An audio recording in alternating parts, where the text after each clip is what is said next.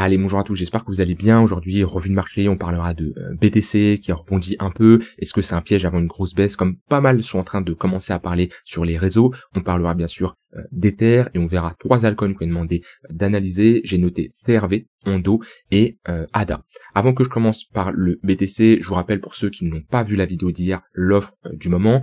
Tu peux profiter dès maintenant de 200 € offerts sur le programme Devenir Trader pour 2 raisons. Déjà, c'est les 3 ans du programme et surtout, c'est pour fêter la grosse mise à jour qui arrive. Le 1er janvier 2026, Devenir Trader rentre dans une nouvelle dimension, dans un nouvel ère, d'accord, avec un accompagnement encore plus poussé, des cours plus avancés et un suivi encore plus personnalisé. En ce moment, tu as, comme j'ai dit, 200 € offerts. C'est la dernière fois que tu peux profiter d'un tarif aussi bas sur le programme, tout en profitant des mises à jour qui vont arriver le 1er janvier 2026. Je te rappelle, 15 modules, plus de 30 heures de vidéos. On parle d'analyse technique. Je partage mes meilleurs indicateurs pour que tu puisses, dès à la fin du programme, trader efficacement. Le money management pour que tu puisses optimiser tes gains et réduire ton risque. Je te partage tous mes outils que j'utilise, mes setups, mes stratégies court, moyen et long terme. On parle également de psychologie, de gestion de ses émotions. Et voilà, c'est une formation qui ne se consomme pas à la va-vite en 24 heures. C'est vraiment un investissement sur le long terme que tu fais qui va te permettre tout simplement de t'approcher de la rentabilité et que tu sois 100% autonome. Moi, c'est ce que je prône dans mes vidéos quotidiens, dans mes formations, c'est que tu deviennes tout simplement un trader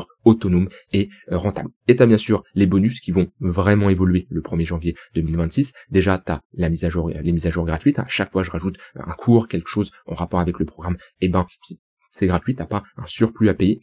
Et tout ce qui va être groupe privé, coaching personnalisé et accompagnement, ça va fortement évoluer. Déjà, dans ce programme-là, un coaching personnalisé et un accompagnement, mais comme je l'ai dit, dès la prochaine mise à jour, on va rentrer dans quelque chose d'un peu plus poussé. Donc voilà, je t'invite à cliquer sur le premier lien en description pour voir tout ce que tu vas obtenir à l'intérieur du programme et pour également activer ton offre. Donc voilà, c'est le premier lien en description pour tout activer. Alors, je commence ici par le BTC.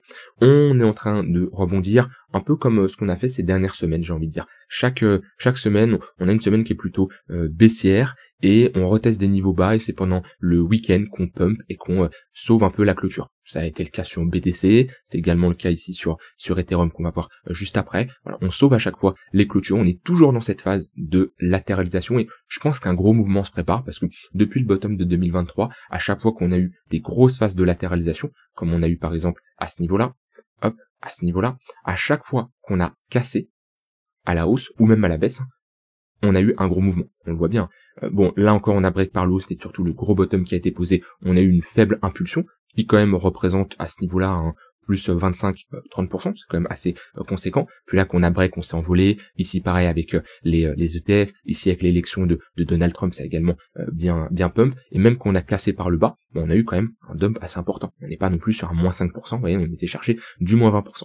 Donc on va voir en fonction de la résolution de ce range là, si c'est à la hausse ou à la baisse, mais je m'attends clairement à un gros mouvement. Si on casse à la baisse, je pense qu'on peut revisiter au moins du moins 15, moins 20, voire un peu plus, moins 30. Voilà, si on a vraiment de l'acceptation sous le niveau des 107 000 $, d'accord, avec vraiment une clôture. C'est pour ça faut attendre, faut pas seulement regarder les mèches, faut pas regarder les clôtures en H4. Là on est vraiment sur du long terme, sur du weekly. Donc ce qu'il va falloir surveiller, c'est la clôture. Pour le moment, on est dans cette phase de latéralisation.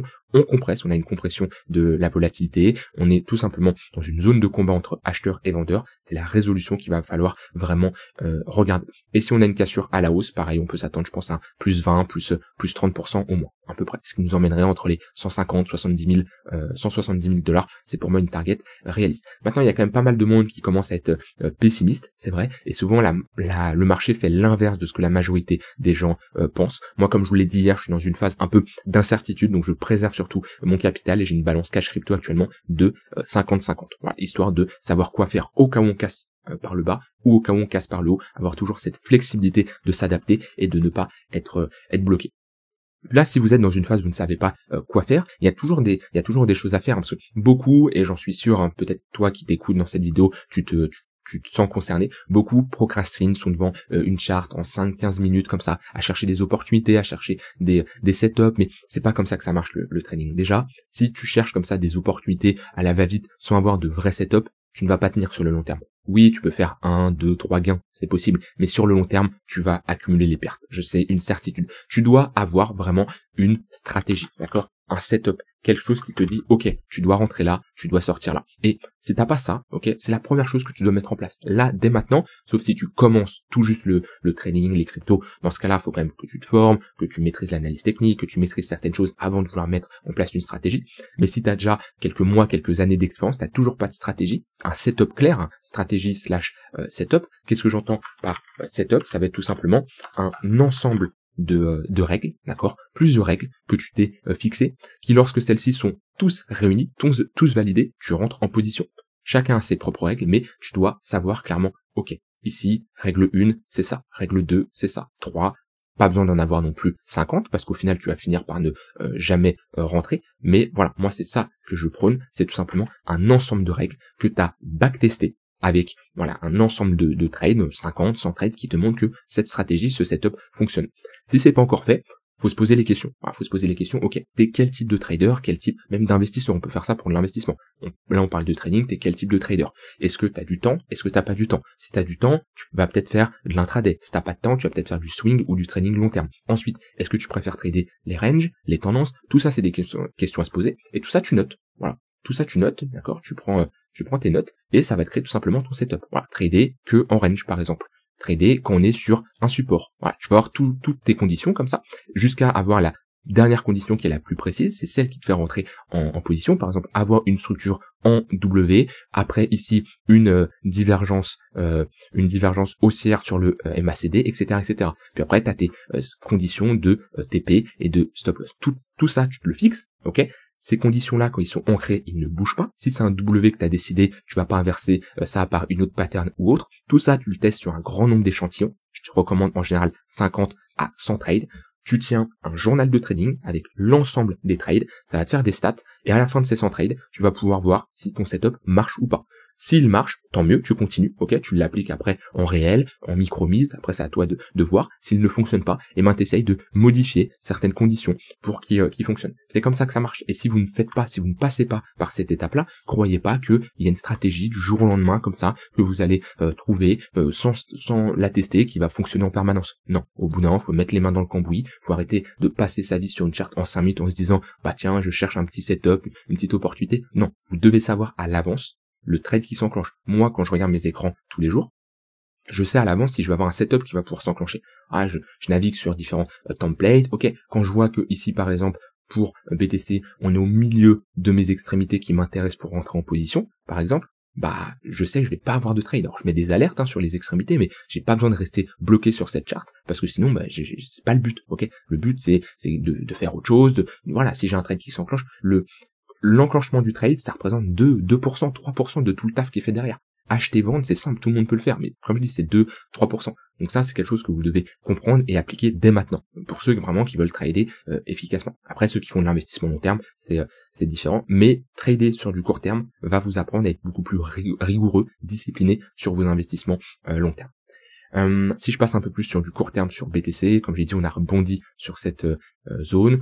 On est rebondi quand même un peu en V-bottom. C'est souvent amené à être retesté. Pas systématique, mais ça reste quand même souvent retesté. Donc on verra ce que ça donne. Pour le moment, moi, BTC ici sur du court terme, on évolue dans cette phase de latéralisation, bloqué entre deux bornes, une extrémité basse vers les 106 000, une extrémité haute vers les 116 000, 117 000 dollars. Donc voilà, tout ce qui retourne chercher l'extrémité basse, c'est une bonne zone pour chercher des longues. L'extrémité haute, c'est une bonne zone pour chercher des shorts. Et le but, c'est tout simplement d'éviter de se positionner sur un milieu de range parce que c'est là où en général il y a le plus de volume échangé. Voilà, pile poil, c'est là où il y a notre POC, notre point of control. Donc là, j'ai mis ce qu'on appelle un volume profile. Ça permet de voir là où il y a le plus de volume échangé sur une zone que j'ai déterminée. On a ici, comme j'ai dit, le point of control, c'est là où il y a le pic de volume. C'est le milieu de range. C'est là un peu où monsieur, madame, tout le monde se positionne. Et nous, on n'est pas monsieur, madame, tout le monde. On cherche à se positionner sur les extrémités. Au niveau de la value area low ou au niveau de la value area high, d'accord? Parce que le milieu ici, on a 70% des volumes. Et dans un range, on cherche à se positionner, comme j'ai dit, sur les extrémités. Déjà parce que ça vous donne une entrée beaucoup plus précise et ça vous donne également une invalidation beaucoup plus serrée de votre entrée. Si là je rentre sur une extrémité basse avec un stop loss en dessous du range et je vise l'extrémité opposée, j'ai un risque de 2,6 pour 1. C'est-à-dire je risque 1 pour gagner 2,6. C'est-à-dire je risque 10 pour gagner 26. Je risque 100 pour gagner 260. Je risque 1000 pour gagner 2600, etc., etc. Si ici j'ai une entrée à ce niveau-là, bah là, je risque 1 pour gagner 1. Donc, c'est-à-dire, je risque 100 pour gagner 100. Vous voyez, c'est moins intéressant. Je vous recommande toujours d'avoir ici un risk-reward, donc risque-récompense de 2 pour 1. 2 pour 1, 3 pour 1, après ça dépend de chacun. Je sais qu'il y en a qui ont des setups qui tournent avec un risk-reward de 1 pour 1. Voilà, ça dépend du profil et de la stratégie de chacun. Mais en tout cas, je vous recommande de gagner bien plus que ce que vous perdez. Ce qui vous permet d'avoir des setups, comme on a parlé juste avant, des setups qui peuvent tourner avec 40% de réussite. Ça veut dire que vous avez beaucoup plus souvent tort que raison, parce que 40% de réussite sur 100 trades, vous avez tort 40 fois, vous avez tort 60 fois, et vous avez raison 40 fois. Donc vous avez plus souvent tort que raison. Mais vous pouvez être rentable. Pourquoi? Parce que si quand vous avez raison, vous gagnez, admettons, 300, mais quand vous avez tort, bah vous perdez 100, bah on voit qu'il y a une très bonne balance qui vous permet tout simplement d'être rentable. C'est pour ça, ceux qui parlent en général de taux de réussite, bah ok, super. Même quelqu'un qui dit j'ai 80% de taux de réussite, ok, mais t'as combien de risk reward? Le taux de réussite, ça veut rien dire sans le risk reward, tout simplement. Donc maintenant en BTC, on va attendre les différentes clôtures, même notre clôture weekly. Ah, je peux parler, je l'ai oublié, la clôture mensuelle. Alors on a une clôture mensuelle qui est quand même assez intéressante. Vous savez quoi? Je vais changer de charte. Clôture mensuelle assez intéressante. On voit qu'on est un peu dans une zone d'indécision. On fait un nouvel ATH, mais à la fois on retourne chercher une extrémité basse. On a pris la liquidité dans les deux sens. On a eu une réaction acheteuse et une réaction vendeuse sur la même bougie mensuelle. Une bougie mensuelle qui nous montre une phase d'indécision, typique du range, comme là où on se trouve, tout simplement. Donc pour moi, ici, on est dans une phase, faut patienter. Et il faut attendre potentiellement le mouvement qui va peut-être arriver ce mois-là ou le mois prochain. Je pense pas qu'on va refaire un gros range comme on a connu ici, qui a quand même duré 8 mois. Ok, donc là, on est vraiment un gros range. Là, ça fait quoi? Ça fait à peu près 4 mois qu'on est dans cette phase de latéralisation depuis à peu près juillet. Bon, faudra voir. Comme je l'ai dit, tant qu'on ne casse pas vers le bas, l'objectif, c'est d'aller clairement faire l'ATH. Maintenant, on est clairement dans une phase où on a un affaiblissement du momentum. On voit bien les sommets, pump, sommet, pump, sommet, pump sont de plus en plus faibles. On voit bien les traits que je trace. On a des traits qui sont de plus en plus courts parce que on a un affaiblissement de notre tendance. Ce qui est tout à fait normal. Plus une tendance se prolonge, plus elle s'affaiblit de manière générale. Voilà de ce côté-là sur le BTC. J'ai pas eu de setup qui sont enclenchés aujourd'hui. J'étais pas loin, il me manquait quelques conditions. Au niveau d'Ether, bon, Ether ça va être à peu près similaire. On revient chercher ici notre extrémité basse et sûrement la clôture weekly va être sauvée encore une fois comme ici les 3 dernières semaines avec des mèches basses. On voit que on a un gros réveil acheteur à chaque fois ici. Dès qu'on passe sous les 3008, 3007, c'est directement ravalé. Donc on a des acheteurs qui sont présents. Maintenant, il faut avoir des acheteurs qui poussent et qui break. Parce qu'au bout d'un moment, ces acheteurs vont s'épuiser. Hein. Ils défendent là, ils défendent là, ils défendent là. Déjà, quand il y a que des acheteurs, bah après, au bout d'un moment, ces acheteurs-là, comme je l'ai dit, hein, si on rentre dans une pression où on est dans ce genre de schéma, on fait des sommets de plus en plus bas, ce qui nous témoigne de vendeurs qui poussent de plus en plus. Et ici, j'ai raté mes creux qui sont au même niveau. Je recommence.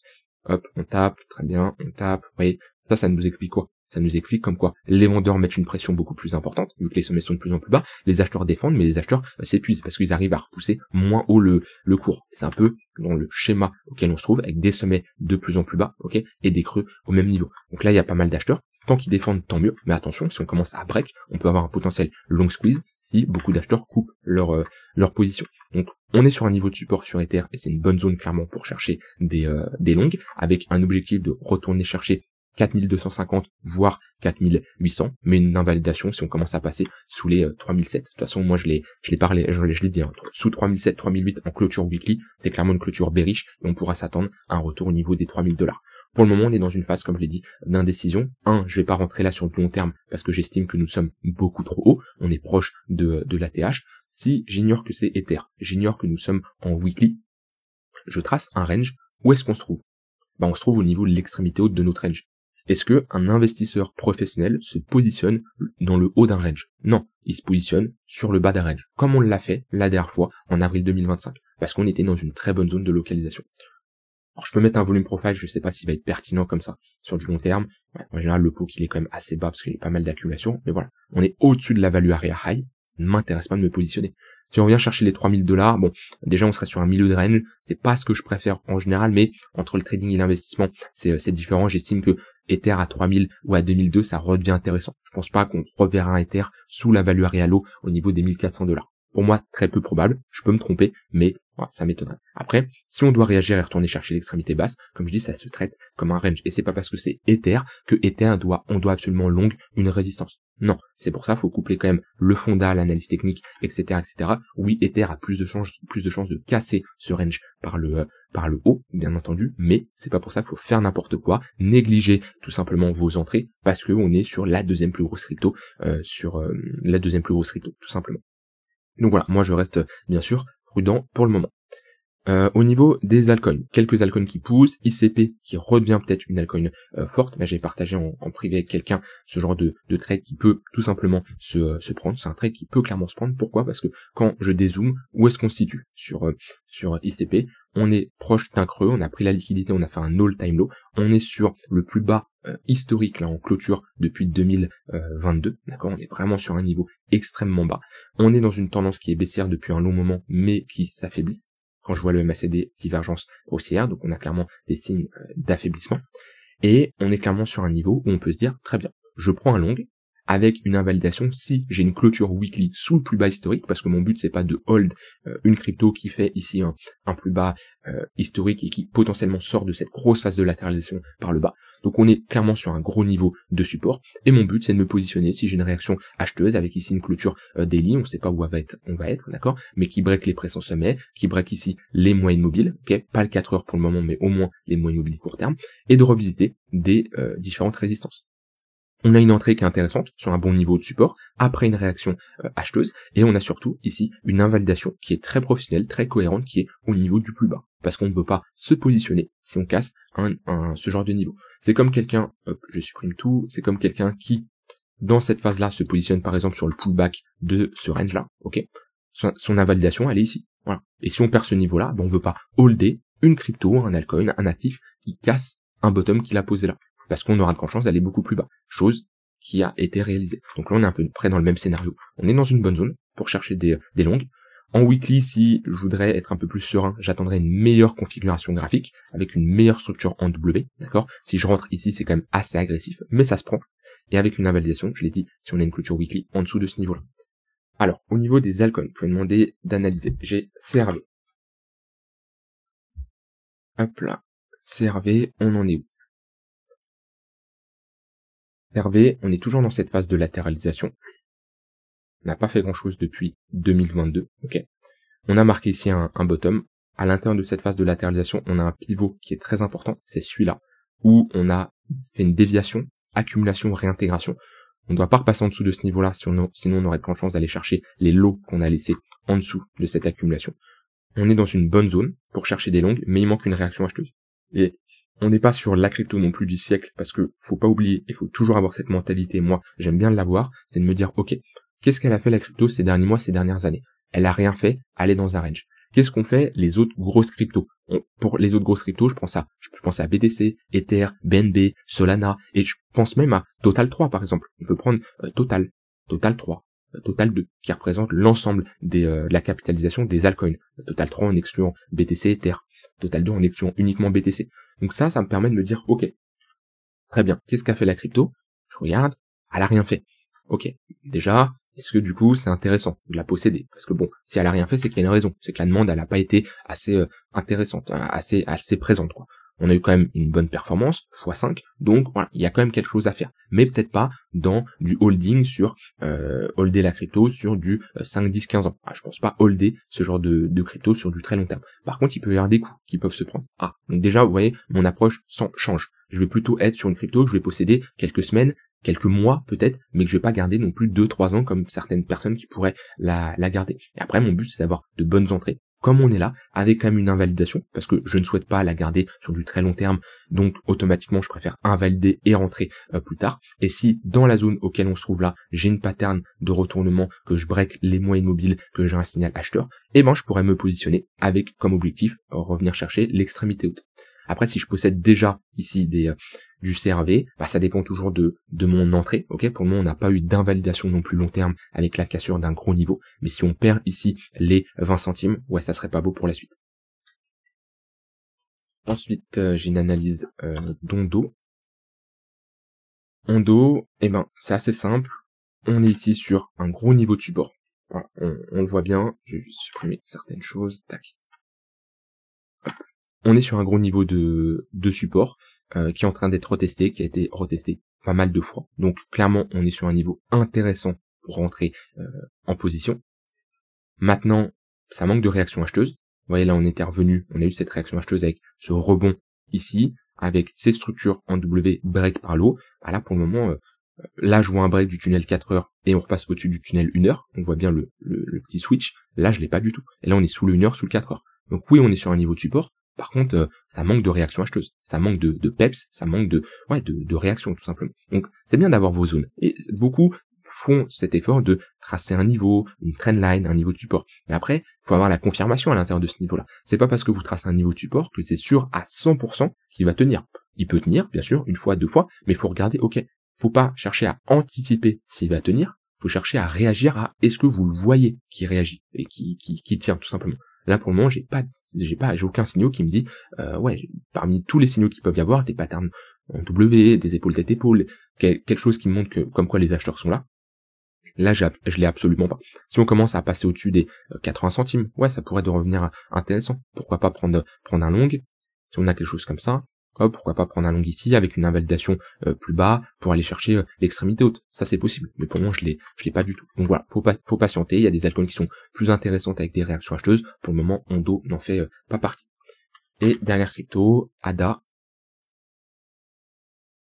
ADA qui m'est souvent demandé, je sais pas si c'est la même personne qui me la demande, faudra que je regarde, bon après peu importe, hein, ça me fait plaisir quand même de l'analyser, mais je sais pas s'il y a une hype sur ADA en ce moment, ou peut-être pas mal de personnes qui se sont positionnées pendant le up, ici pendant le pump, et qui se retrouvent un peu la tête sous l'eau. Le plus important, si c'est votre cas, hein, toujours localiser vos entrées, avoir de bonnes entrées, d'accord. Quand vous avez des pumps comme ça, et ben vous tracez votre Fibo, par exemple si on prend ce pump là, vous tracez votre Fibo, vous attendez qu'on revienne dans la zone de rechargement 0,518, 0,786, qui vous donne ici une meilleure zone d'entrée.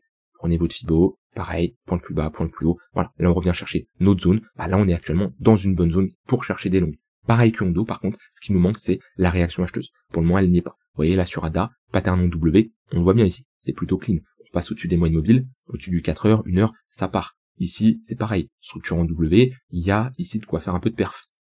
Vous voyez, plus 30%. Là, pour le moment, on n'a pas de pattern en W. C'est ce qui nous manque. C'est le signal qui nous montrerait comme quoi les acheteurs sont présents. Vous voyez, ça peut être quelque chose comme ça, ça peut être ici un W aussi simple que celui-ci, ça peut être plus bas. Hein. On peut aller un peu plus bas et proposer ici une structure, mais quelque chose qui break déjà les moyennes mobiles court terme qui ici sont orientés à la baisse et font office de résistance, on le voit bien, et qui nous montre que les acheteurs sont présents. Donc il y a pas mal d'alcoins comme ça qui sont sur des niveaux de support, dans des configurations intéressantes, pourquoi pas, mais ça manque encore de réaction.